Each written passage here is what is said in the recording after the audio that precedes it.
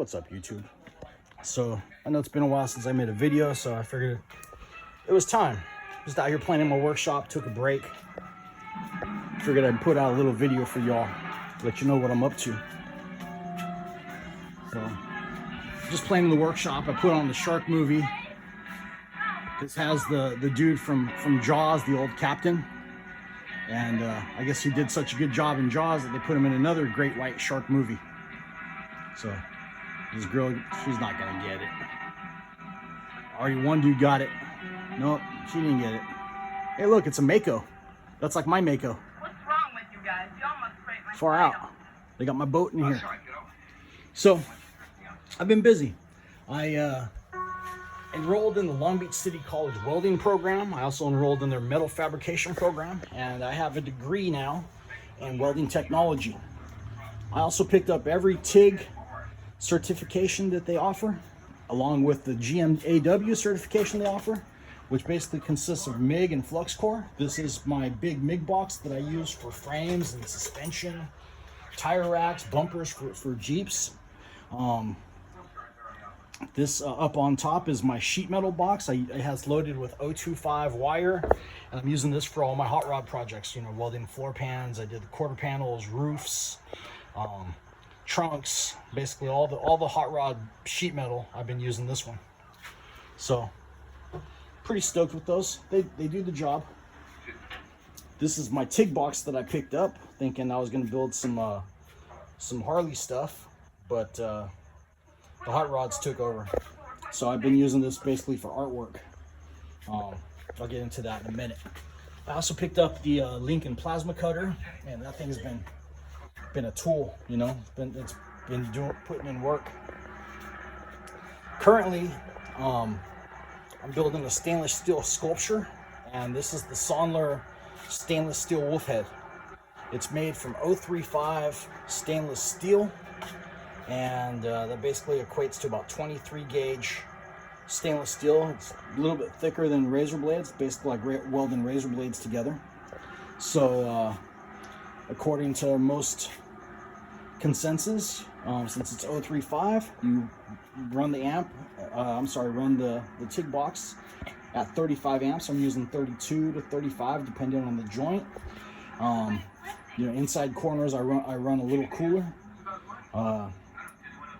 I'm using the pulse setting turned on at 2 pulses per second, and it's giving me welds that look like this.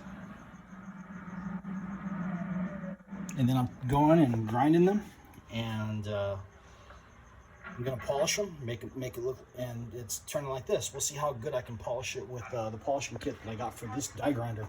This is the new Milwaukee die grinder. It's battery powered. I like it a lot better than my pneumatic one because I don't have to run the big old air compressor. The garage doesn't get as hot. It's not as noisy, and there's no power loss except for when the battery dies, which it does pretty good with these batteries, you know. I basically grinded half of this on one battery, and it still had plenty of juice. I just swapped out the batteries and did the other half. Haven't done this one yet, but I will. You know, I started this project yesterday. I did that piece. I did this piece today, plus the grinding. And, you know, it's about 4 hours on this one, about 3 hours on that one. 2-3 hours. You gotta be real careful when bending the metal. I got some special pliers that I use. This is the my TIG setup. I'm running the BBW cup, and that's the fingertip control. I'm running the fingertip control because it's a little faster than the foot pedal. You can zap it on, run your bead, and then turn it off real quick. You know, that way you don't burn no holes. That and the pulse settings gives you pretty good welds. You just got to be ready to move. You know, sometimes you get welds like that. So that's some of the equipment I've been using. I'm running argon gas. The metal that I'm using, the welding rod, is the thinnest 028 welding rod that the welding shop had. It's 308 for all you metallurgy guys.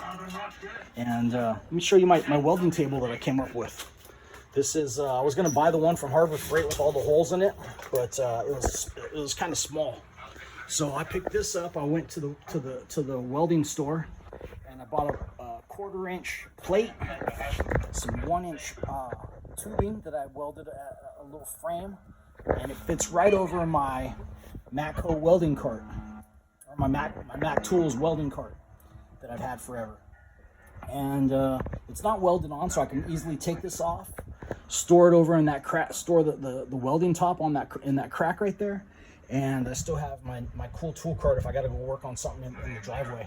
You know, if I'm working on, like, say I'm pulling an engine or something. We did an engine swap in my friend's Jeep Cherokee the other day, and maybe like the other week. And you know, that's what this is for. So you gotta be flexible.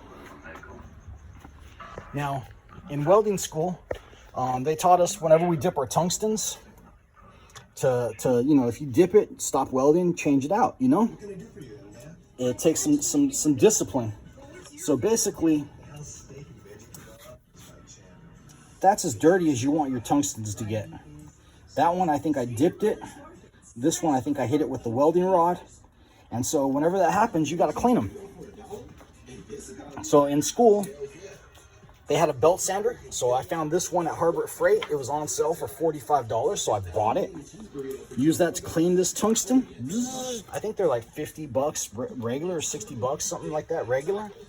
Then you take it to the diamond grinder, and it has these degree settings. I've been using 40 degrees on the diamond grinder, and that puts a nice fine point. Gets all the grains of tungsten going the same direction, basically that way, so that, because that's the way the arc travels, and gives you good welds. For my hoods, I've been using these. I started school using this Lincoln. It's the top of the line Lincoln that's out. What is it? The Viking 33 something, 3350, 3380, 3350. And I started school with this, and it did the job. Then you know, I think I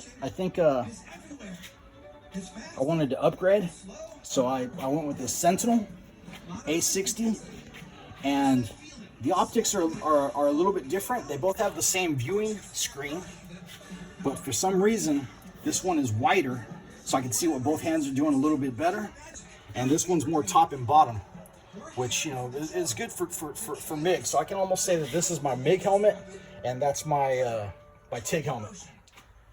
So this is the gear I've been using, and I've been having a good time working on hot rods and everything else I can get into. Oh yeah, let me show you the practice I've been doing. This is the practice that I did for TIG class. Basically, I was putting all my little metal coupons in this box.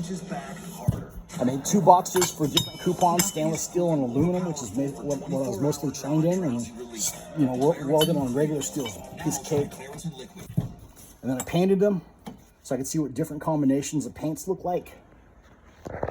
These are all aluminum, stainless steel, I think regular steel on that and that. These guys right here are aluminum, more aluminum, steel, and that's stainless steel. And what I did was I painted it using Creatix Poison Green, like 15 coats of Poison Green, another 10 or 15 coats of clear, gloss clear over the top of it. My teacher wanted to keep it, but I was like, nah, dude, that's mine. So my little gifts from TIG class, you know. These are all my Creatix colors that I use for the airbrushes. I have a little special drawer right here for my airbrushes. I got the .035, the .7, I think this is, the Iwata pistol grip, and that's the Iwata .5 Eclipse, you know, Iwata Eclipses. And then here's my paint guns I've been using to spray cars and other stuff. That's my Iwata LPH80, my 3M Performance gun, and old HVLP, I forget the name of it. I don't know. But I use that to paint the 66 Mustang. I use this to paint my 67 Camaro, and I use this to paint the inside of my kid's 75 Camaro that I built for him.